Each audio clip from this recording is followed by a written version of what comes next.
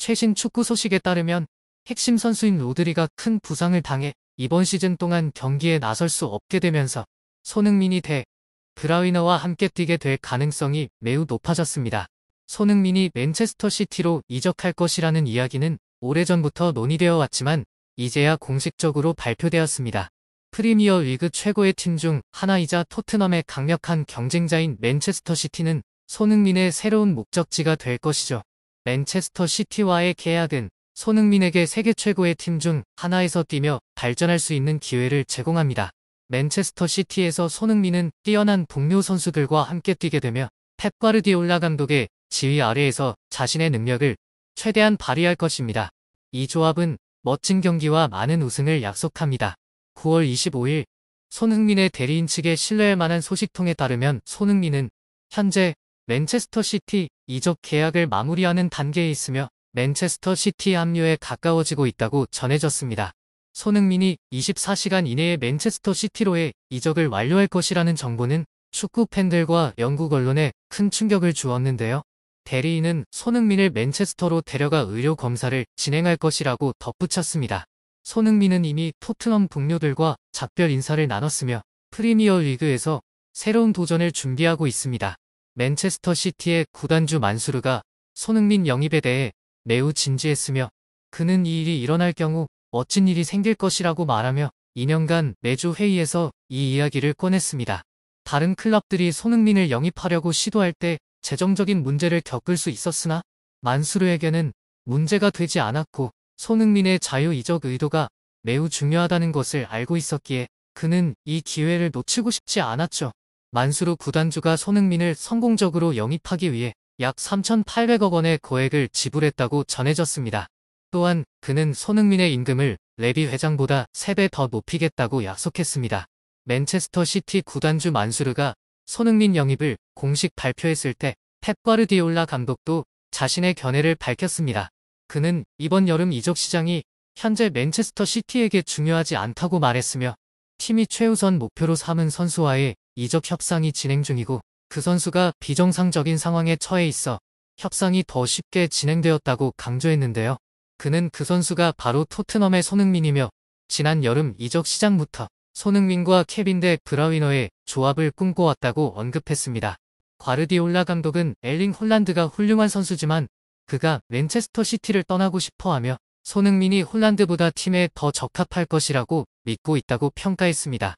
그는 또한 손흥민이 맨체스터 시티에 합류하고자 하는 의지가 가장 중요하다고 강조했습니다.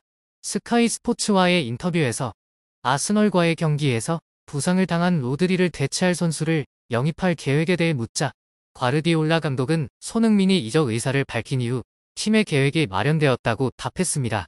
이전까지 로드리는 과르디올라 감독의 전술에서 심장으로 여겨졌죠. 로드리는 뛰어난 수비 범위와 날카로운 패스 능력, 그리고 결정적인 순간에서 득점할 수 있는 능력으로 돋보였습니다. 심지어 로드리가 출전하면 팀이 패배하지 않는다는 말도 있었습니다. 로드리는 경기장에서 뛰었을 때 74경기 무패 기록을 세웠습니다. 유로 2024에서도 그는 스페인의 우승에 중요한 역할을 했고 대회 최우수 선수로 선정되었습니다. 그러나 아스널과의 경기에서 부상을 당하면서 로드리는 시즌이 끝날 때까지 출전할 수 없게 되었습니다. 그리고 요즘 손흥민은 과르디올라 감독의 머릿속에 떠오르는 첫 번째 이름입니다. 그는 손흥민이 팀의 계획에서 중요한 선수라고 밝혔으며 지난 여름부터 손흥민과 케빈 데 브라위너의 조합을 원해왔다고 했습니다. 과르디올라 감독은 엘링 홀란드가 뛰어난 선수임에도 불구하고 손흥민이 팀의 스타일에 더 잘 맞을 것이라고 믿고 있는데요. 과르디올라 감독은 마지막 시즌을 앞두고 홀란드, 포든, 데 브라위너, 손흥민 등의 강력한 계약을 통해 팀을 구성할 큰 계획을 가지고 있다고 알려졌습니다. 그는 맨체스터 시티가 다음 시즌 트래블을 차지하는 것을 목표로 하고 있으며 손흥민이 그 꿈의 팀의 마지막 조각이라고 확신하고 있습니다. 펩 과르디올라 감독은 현대 축구의 모델을 형성하는 데 중요한 역할을 하며 그의 전략과 방법론은 현 시대 최고의 감독 중 한 명으로 평가받고 있습니다.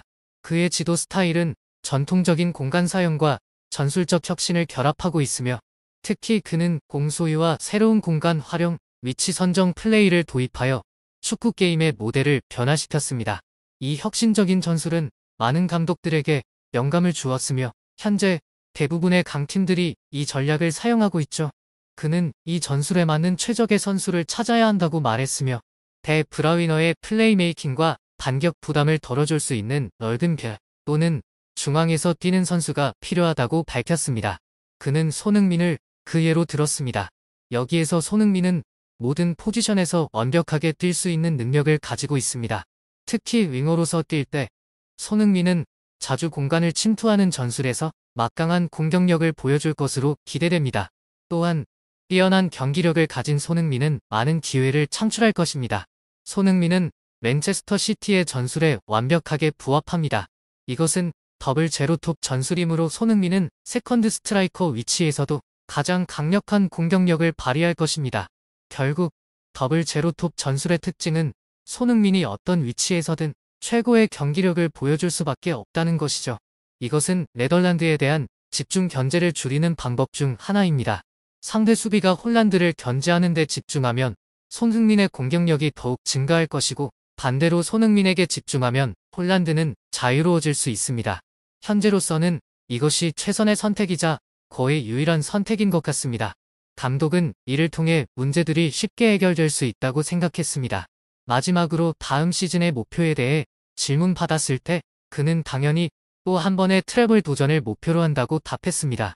한편 아제르바이잔의 클럽 카라바흐는 캡틴 손흥민을 잊지 못하고 있는 듯합니다.